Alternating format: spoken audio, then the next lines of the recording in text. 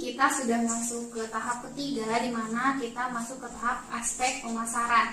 Dalam aspek pemasaran ini kita akan membahas diantaranya strategi pemasaran, yaitu ada segmentasi, target, dan positioning, kemudian ada analisis persaingan, dan yang terakhir itu ada bauran pemasaran atau marketing mix. Nah, untuk yang pertama kita akan membahas mengenai segmentasi, target, dan positioning.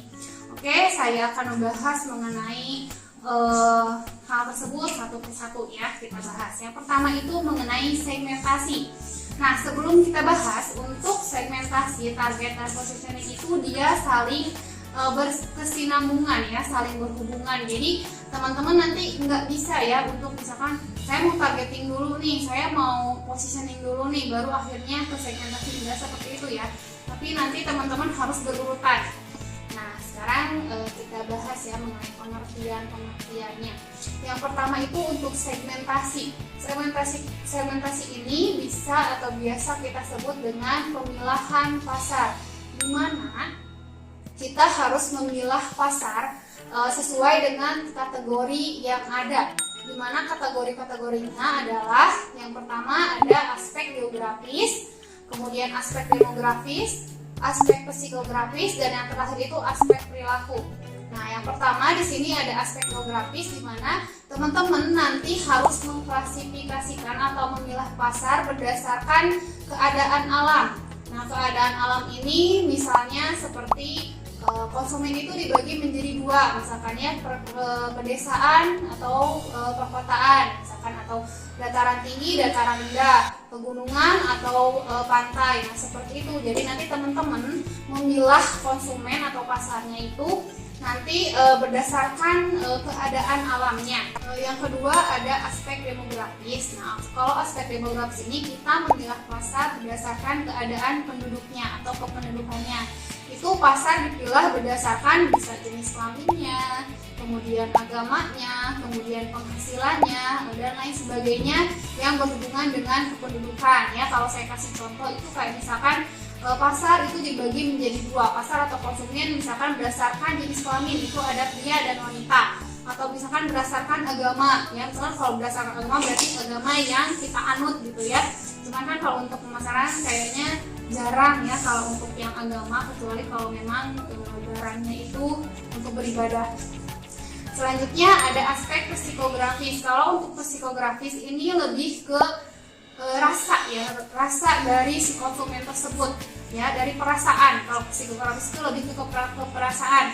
Misalnya dari, kalau dicontohkan itu loyalitas ya. Misalkan loyalitas konsumennya, kita misalkan pilah si pasarnya itu dari yang loyal, sangat loyal, atau tidak loyal gitu ya. Kemudian terakhir atau aspek keempat ini adalah aspek perilaku, dimana di sini teman-teman atau misalkan kita gitu ya sebagai pelaku usaha memilah pasar itu berdasarkan perilaku konsumennya.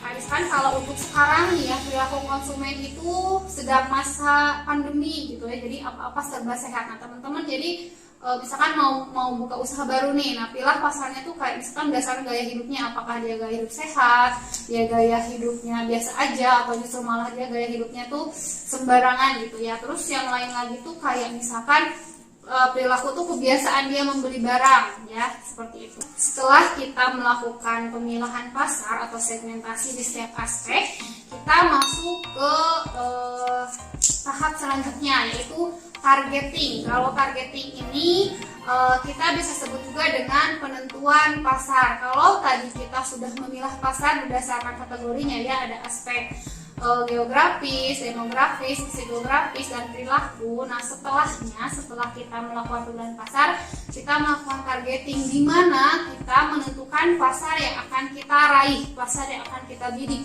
Jadi nanti teman-teman dari segmentasi pasar itu teman-teman pilih satu kategori dalam setiap aspeknya. Ya, jadi nanti teman-teman setelah di pemilihan pasar semuanya sudah dipilah, nanti di targeting teman-teman memilih satu kategori yang ada dalam segmentasi pasar tadi. Misalkan kayak gini, teman-teman misalkan untuk targeting, misalkan ya, saya menentukan penentuan pasarnya adalah sebagai berikut. Misalkan dari sisi geografis, saya memilih konsumen dari masyarakat perkotaan.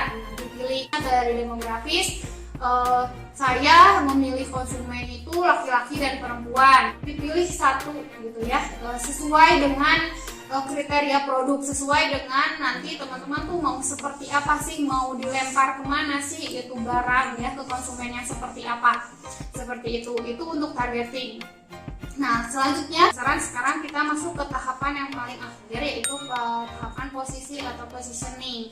Nah kalau tadi kita sudah memilah dan menentukan pasar, di sini di positioning atau di posisi itu kita menentukan bagaimana si barang atau si produk kita ini terbentuk di benak konsumen ya. Jadi positioning ini semacam pencitraan ya. Jadi kalau bahasa gampangnya positioning itu adalah pencitraan produk. Jadi bagaimana si produk itu diinginkan atau bagaimana itu si produk dalam benak konsumen. Nah seperti itu ya teman-teman. Nah sebagai contohnya misalkan dari kita ambil yang paling gampang ya, kita pakai produk sabun misalnya ya, mohon maaf ya sebut merek ya, soalnya nggak sponsor tapi nggak apa-apa. Misalkan kalau untuk sabun ada sabun Lux sama sabun Lifebuoy atau sabun Dettol lah ya, soalnya kan itu agak jomplang ya. Nah kalau untuk Lux itu kan biasanya itu untuk sabun kecantikan, sementara untuk sabun Dettol itu adalah sabun kesehatan. Padahal pada dasarnya dua-duanya itu untuk membersihkan. Nah tapi kan untuk di benak konsumen itu berbeda kan, kayak berbeda untuk penggunaannya, padahal itu adalah sama-sama sabun, seperti itu ya.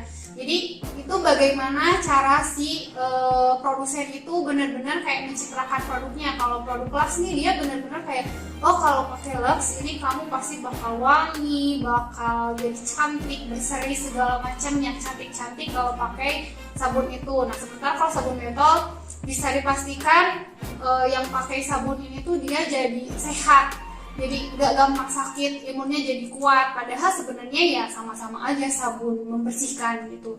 Nah itu sebagai contoh positioning atau pencitraan produk. Nah dalam positioning sendiri ini ada kita caranya supaya si positioning ini benar-benar kayak bisa lebih mudah diterima. Kita juga harus ada nih strateginya seperti apa mengenalkan produk kita kepada konsumen. Nah diantaranya itu kita harus menetapkan keunggulan produk dan kita juga harus tahu cara mengkomunikasikannya ya. Nah ada beberapa tahapan untuk mengenalkan caranya untuk mengenalkan si positioning ini terhadap konsumen. Diantaranya yang pertama yaitu mengidentifikasi keunggulan kompetitif, kemudian memilih keunggulan kompetitif, yang terakhir mewujudkan dan mengkomunikasikannya. Yang pertama, untuk yang mengidentifikasikan keunggulan kompetitif ini, teman-teman harus mengklasifikasikan keunggulan-keunggulan yang dimiliki oleh produk teman-teman ya. Soalnya gini ya, sebelum orang lain yang tahu, otomatis kita sebagai pembuat produk tersebut, sebagai produsen, kita harus lebih tahu ya. Jadi teman-teman klasifikasikan keunggulan apa saja yang dimiliki oleh produk kita.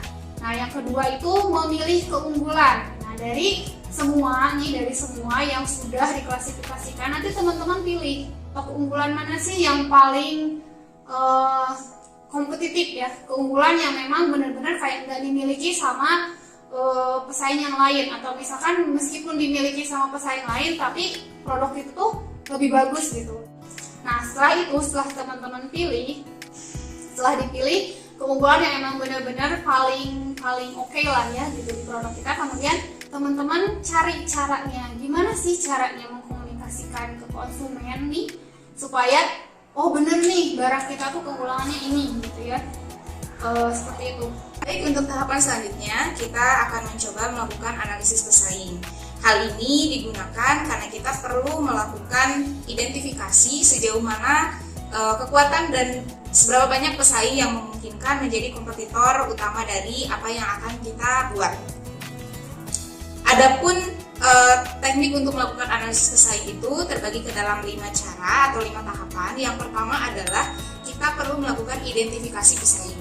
Nah, dalam tahap ini teman-teman coba cari pesaing-pesaing yang memang memiliki usaha sejenis dan itu merupakan usaha-usaha yang dinilai kuat atau berpotensi untuk menjadi pesaing dari usaha kita. Kemudian yang kedua itu menentukan sasaran pesaing. Dalam tahap 1, kalian perlu melakukan identifikasi kurang lebih banyak lebih baik ya untuk mengidentifikasi pesaing ini. Tapi kita coba tentukan 10 pesaing saja atau 5 pesaing saja. Nah, setelah itu dari 5 pesaing yang memungkinkan potensial untuk menjadi pesaing kuat kita atau kompetitor kuat kita, kemudian tentukan pesaing yang memang benar-benar memiliki kekuatan yang akan mengancam perusahaan kita atau produk yang akan kita luncurkan seperti itu. Kemudian selanjutnya setelah ditentukan sasaran pesaingnya yang mana saja, tahap ketiga adalah melakukan identifikasi strategi pesaing. Nah, dari 5 kemudian disederhanakan menjadi 3, pilih yang benar-benar kuat. Dan dari 3 ini kalian coba rinci identifikasi apa saja strategi yang mereka gunakan agar bisa menjadi terkenal atau bisa menjadi kompetitor yang memang benar-benar bisa mengancam produk kita. Kemudian selanjutnya, setelah itu diidentifikasi, yang keempat adalah menilai kekuatan dan kelemahan pesaing. Kalau tadi kita berbicara strategi dari ketiga pesaing potensial kita ini apa saja, tahap selanjutnya yaitu apa kekuatan mereka.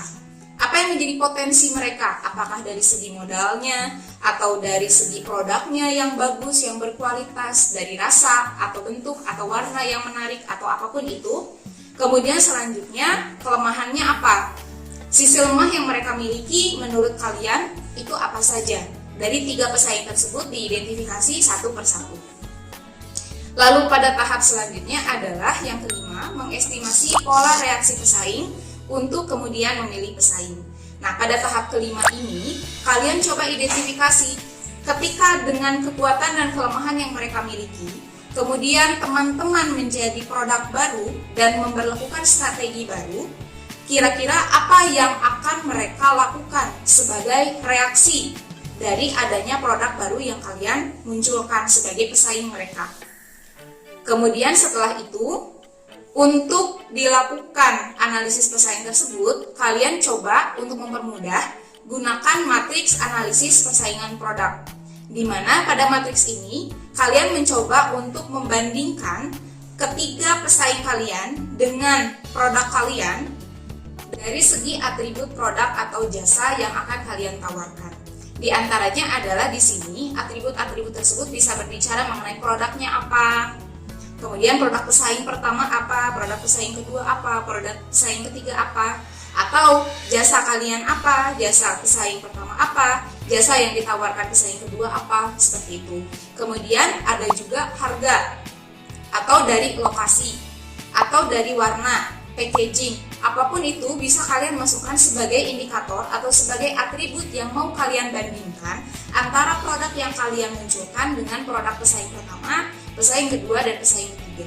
Selanjutnya, pada matrik analisis persaingan tersebut, setelah ditentukan atributnya apa saja, kalian berikan skor secara subjektif ya. Jadi kalian berikan penilaian bahwa masing-masing atribut itu untuk pesaing satu berapa, pesaing kedua berapa, dan produk kalian berapa.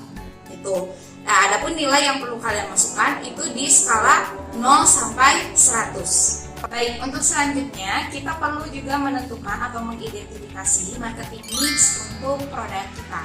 Nah, adapun untuk konsep marketing mix ini pasti sudah sangat familiar ya untuk kita anak manajemen, terutama bagi kita yang sudah mempelajari manajemen pemasaran dan manajemen pemasaran jasa. Nah, dalam konteks marketing mix ini dia terbagi ke dalam 2, yaitu untuk penerapan marketing mix produk manufaktur dan juga penerapan marketing mix untuk produk jasa. Nah, adapun untuk produk marketing mix manufaktur, produk manufaktur itu ada 4 indikator atau ada 4 faktor yang harus diidentifikasi dan harus dipenuhi. Di antaranya yang pertama adalah produk, di mana dalam produk ini kita berbicara produknya apa gitu ya. Kemudian secara ringkas produknya itu susunan atau komposisi dari produk tersebut seperti apa. Kemudian yang kedua berbicara mengenai price atau harga, dan yang ketiga berbicara mengenai promosi. Di sini kita perlu mengidentifikasi promosi atau bentuk promosi yang akan kita lakukan seperti apa.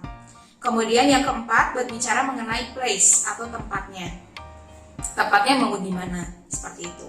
Itu untuk marketing mix produk manufaktur. Adapun untuk marketing mix produk jasa itu ditambahkan 3 faktor lagi. Nah, diantaranya adalah people atau orang, karena jasa itu kan dia tidak memiliki produk fisik ya, tapi yang dijual adalah jasa, apa yang bisa dirasakan, apa yang bisa dilihat, tapi tidak bisa dimiliki secara fisik, tidak bisa dibawa pulang, seperti itu. Maka dari itu, dalam konsep pemasaran jasa atau dalam penjualan jasa, si perusahaan atau si pemilik produk, dia harus memiliki faktor pendukung sebagai sarana penyampaian jasa tersebut. Maka dalam marketing mix untuk produk jasa diperlukan people atau diperlukan orang untuk sebagai salah satu media penyampai jasa. Kemudian selanjutnya dibutuhkan physical evidence atau bukti fisik. Karena sifat jasa tadi yang intangible, sehingga kita membutuhkan hal-hal berupa fisik, bukti fisik untuk mendukung proses penyampaian jasa tersebut. Kemudian yang ketujuh itu adalah proses. Jadi proses penyampaian jasanya bagaimana? Itu dibutuhkan dalam penjualan atau penawaran jasa ya, produk jasa.